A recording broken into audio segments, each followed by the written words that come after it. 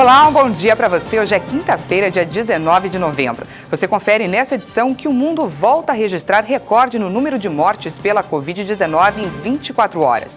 E o aumento no número de casos e óbitos no Brasil reacende um debate sobre uma possível segunda onda.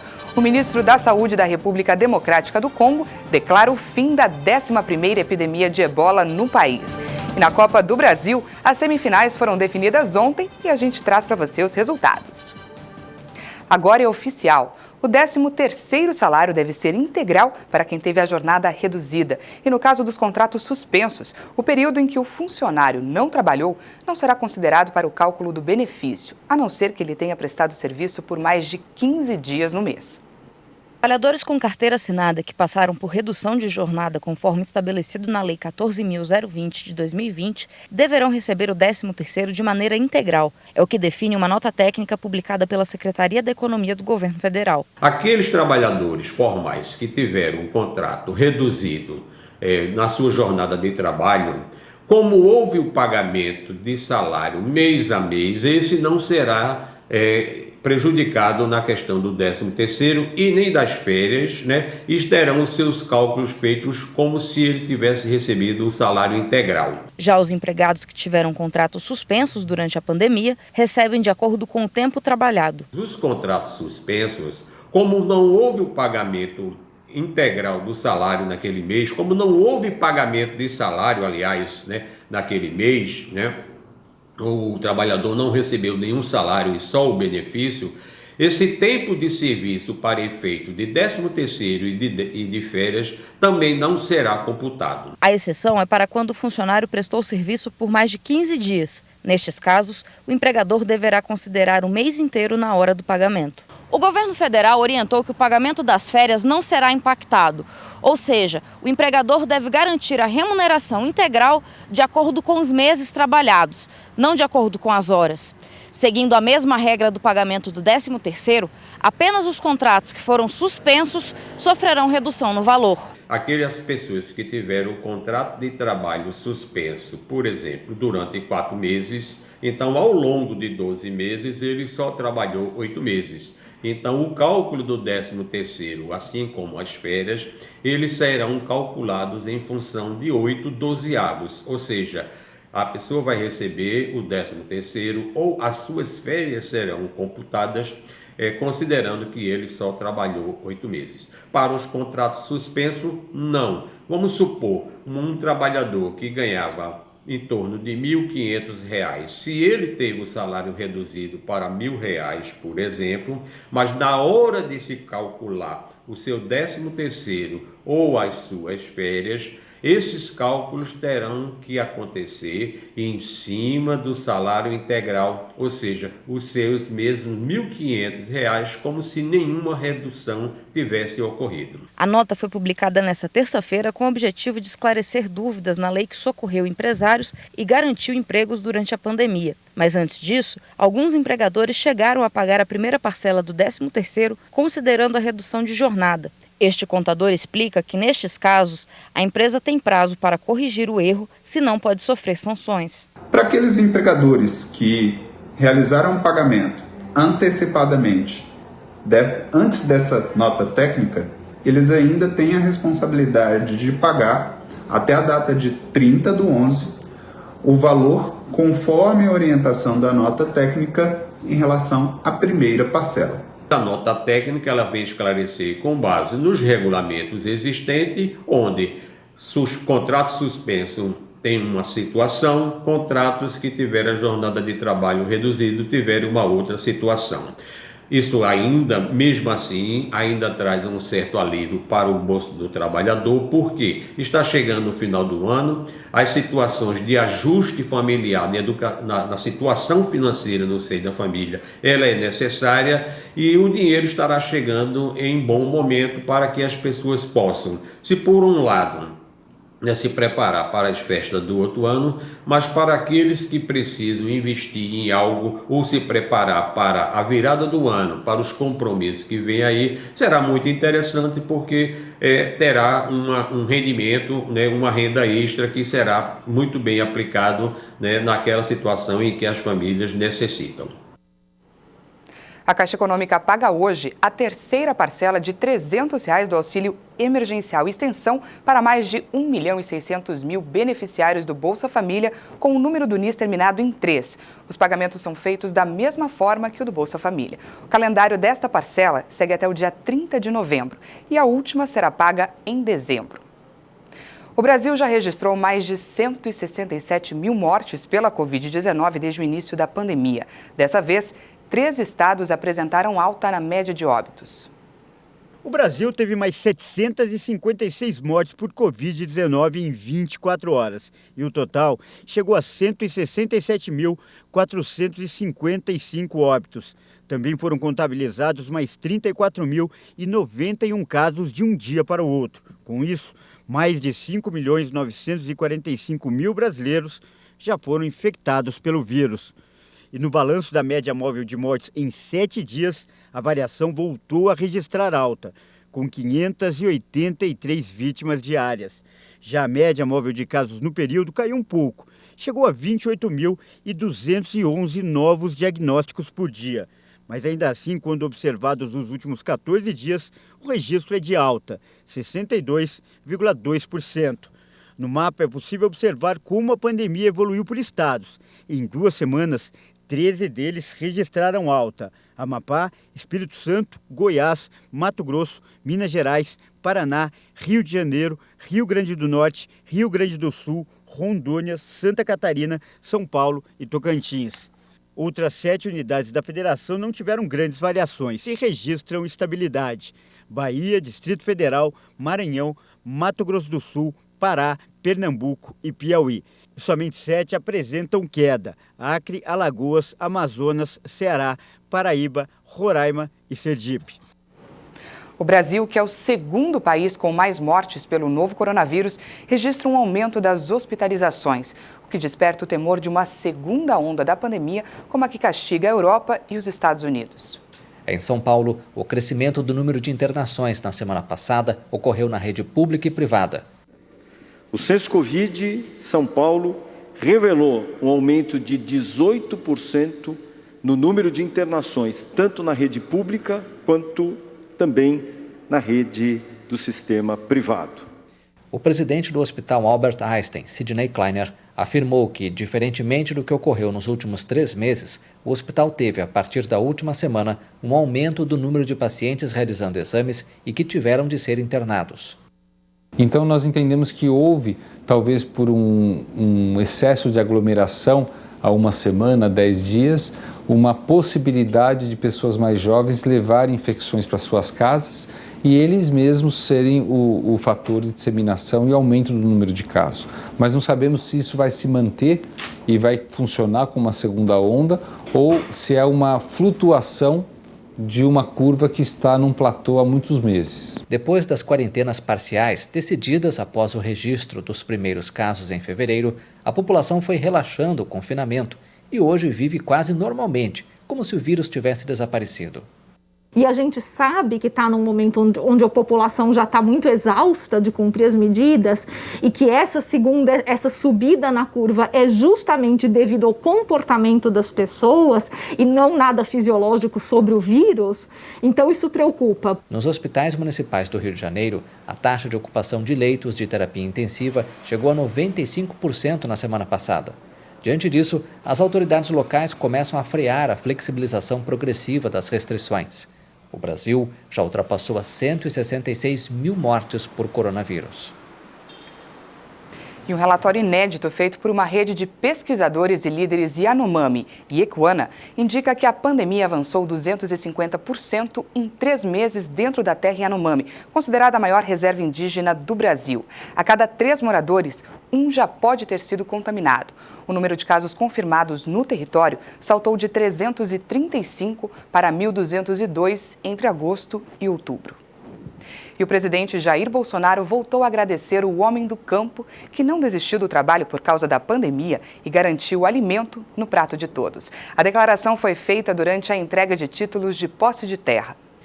A cerimônia foi na cidade de Flores de Goiás. Os moradores da região receberam mais de 3.300 títulos de terra. Nos últimos 26 anos, é a maior entrega que já foi feita.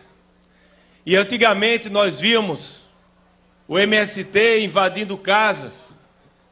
E hoje a gente vê o governo do Jair Messias Bolsonaro entregando casa ao povo. Vocês também vão receber assistência técnica. A Anater está aqui hoje. Juntamente com a Emater do Estado de Goiás, governador, nós estaremos aqui também dando assistência técnica para vocês, para que vocês possam produzir, ter renda, eliminar o intermediário, chegar lá na ponta e receber o fruto e o suor do trabalho de cada um de vocês. O presidente Jair Bolsonaro também assinou a autorização para obras de infraestrutura em Goiás e agradeceu a dedicação de todos, principalmente num momento difícil como o que todos estamos passando. Tem uma passagem bíblica no livro de Provérbios que diz que se te mostrares frouxo no dia da angústia, sua força será pequena. O povo brasileiro é cristão, é temente a Deus e sempre enfrentará as adversidades com altivez, porque sabe que na palavra dele a vitória virá. Dizer mais a vocês que são aqui do campo, graças a vocês que não pararam, nós da cidade continuamos sobrevivendo.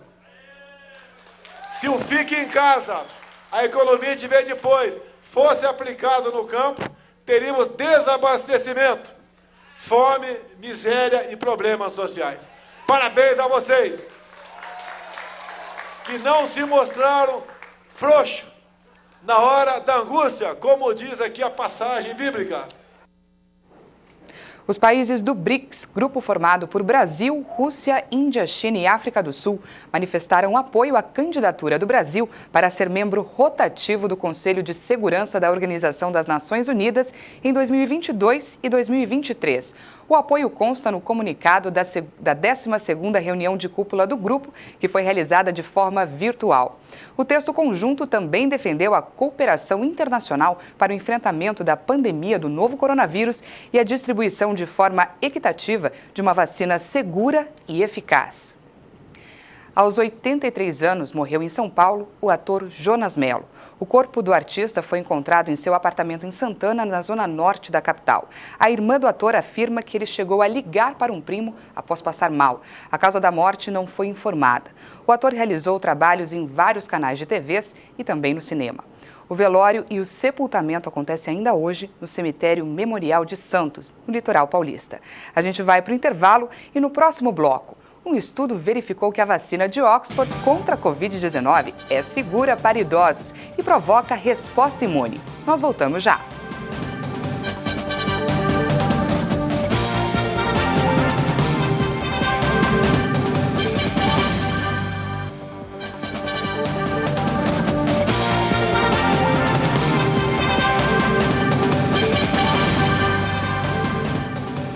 Estamos de volta, agora são 8h50 no horário de Brasília.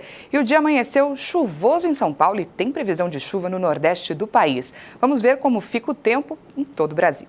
Nesta quinta-feira, a circulação dos ventos vai favorecer a formação de muita instabilidade, principalmente sobre parte da região sudeste, nordeste e norte do país. A previsão é de tempo severo, com céu encoberto e chuva frequente, no litoral paulista, Vale do Paraíba, na Serra da Mantiqueira, no sul e na zona da Mata Mineira, no centro-sul e interior fluminense, no centro-sul do Piauí e sudeste do Maranhão. Nas demais áreas do leste e sul paulista e no leste do Paraná, a previsão é de céu nublado e chuva em alguns momentos do dia. Do Vale do Itajaí até o norte paranaense, em praticamente todas as outras áreas do sudeste do país, em Goiás, Mato Grosso, no Distrito Federal, no centro-sul de Rondônia, no Acre, no sul e sudeste do Pará, norte do Amapá, no Tocantins, no centro-oeste da Bahia e na região de Teresina, tem predomínio de céu nublado, poucas aberturas de sol e chuva a qualquer hora do dia. Em Salvador, no nordeste baiano, norte do Ceará, no litoral de Pernambuco e da Paraíba, chove de forma passageira. Não chove e o sol vai brilhar forte entre Sergipe e o centro-leste do Ceará, No noroeste do Rio Grande do Sul, extremo oeste de Santa Catarina e do Paraná, oeste e sul de Mato Grosso do Sul. Entre a faixa central de Santa Catarina e as demais áreas de Mato Grosso do Sul, vão ocorrer pancadas de chuva pela manhã. A partir da tarde não chove mais e o sol predomina. Já nas demais áreas do Brasil, a previsão é de sol pela manhã e pancadas de chuva entre a tarde e a noite. A mínima prevista em Florianópolis e Belo Horizonte é de 18 graus e a mínima é de 22 graus em Cuiabá e Porto Velho. A máxima prevista em Curitiba é de 17 graus e a máxima é de 33 graus em Teresina. E vamos agora verificar a situação da pandemia no mundo. Mais de 56.306.000 pessoas já foram contaminadas pelo novo coronavírus. E segundo o levantamento da Universidade Johns Hopkins, mais de 1.350.000 morreram. O número de recuperados passa de 36.200.000. E ontem o mundo voltou a registrar recorde no número de mortes pela Covid-19. Em 24 horas, 11.115 pessoas morreram em decorrência dos problemas causados pela doença. Durante a primeira onda de contágio, em abril, o recorde registrado foi de 8.000. O ministro da Saúde da República Democrática do Congo declarou oficialmente o fim da 11ª epidemia de ebola no país e afirmou que o foco agora é o combate à Covid-19. O anúncio ocorre 42 dias após o último paciente testar negativo. O comunicado oficial foi realizado em uma entrevista coletiva com representantes do Ministério da Saúde local e da OMS. O principal fator de sucesso na resposta à 11ª epidemia de ebola foi, entre outras coisas, a disponibilidade de vacinas e medicamentos específicos para a doença, além de instalações de tratamento avançado próximas às comunidades. Apesar da declaração oficial, suspeitas de corrupção foram denunciadas por vários países doadores durante os trabalhos para controlar a epidemia, como Estados Unidos, Canadá e Grã-Bretanha. O ministro destacou na coletiva que o foco agora é o combate contra o novo coronavírus. Segundo dados da Organização Mundial de Saúde, a epidemia de ebola infectou 130 pessoas no país africano, causando 55 mortes. E um estudo verificou que a vacina de Oxford contra a Covid-19 é segura para idosos e provoca resposta imune. O resultado já foi publicado na revista científica The Lancet. A vacina da Universidade de Oxford, junto com a farmacêutica AstraZeneca, foi considerada segura para quem tem mais de 60 anos. A partir de um estudo feito com 560 participantes, incluindo 240 pessoas com mais de 70 anos, mostrou que a vacina também induziu uma forte resposta imune em idosos durante a fase 2 de testes. Os resultados mostram que a vacina é melhor tolerada em pessoas mais velhas em comparação com adultos mais jovens. As reações adversas no geral foram leves. As mais comuns foram dor no local da injeção, fadiga, dor de cabeça, febre e dor muscular. E os efeitos foram menos comuns em idosos do que em adultos mais jovens. A fase 2 dos testes de uma vacina verifica a segurança e a capacidade de gerar uma resposta do sistema de defesa. Atualmente, a vacina de Oxford está na 3ª e última fase de testes no Brasil, na Inglaterra, Índia, África do Sul e Estados Unidos. Outras 3 vacinas em fase 3 de ensaios clínicos também estão sendo testadas no Brasil: Pfizer-BioNTech, Sinovac e Johnson & Johnson. E a Anvisa aprovou medidas para acelerar o registro de uma vacina contra a Covid aqui no Brasil.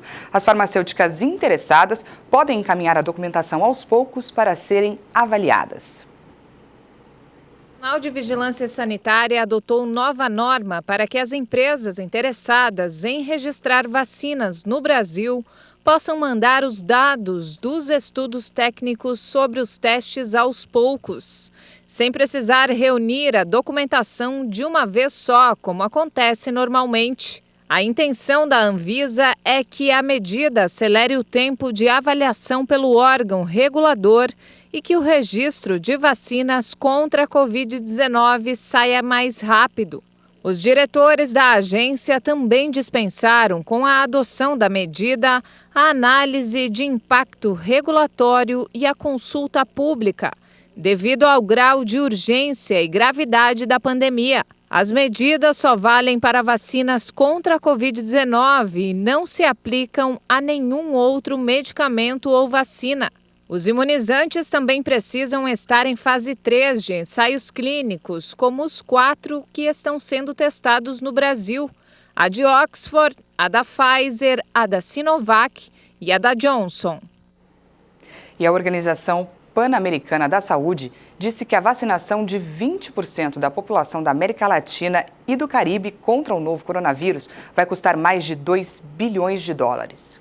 A afirmação foi feita pelo vice-diretor da OPAS, com base em estimativas do Mecanismo de Acesso Global a Vacinas contra a Covid-19, também denominado COVAX, criado para garantir que as imunizações cheguem a todos os países de forma equitativa. Sabemos que distribuir uma vacina vai ser desafiador e caro. Na verdade, as últimas projeções da iniciativa COVAX para a América Latina e o Caribe estimam que vacinar 20% da população vai custar mais de 2 bilhões de dólares. Barbosa destacou que, apesar de caras, as vacinas são um investimento inteligente e necessário.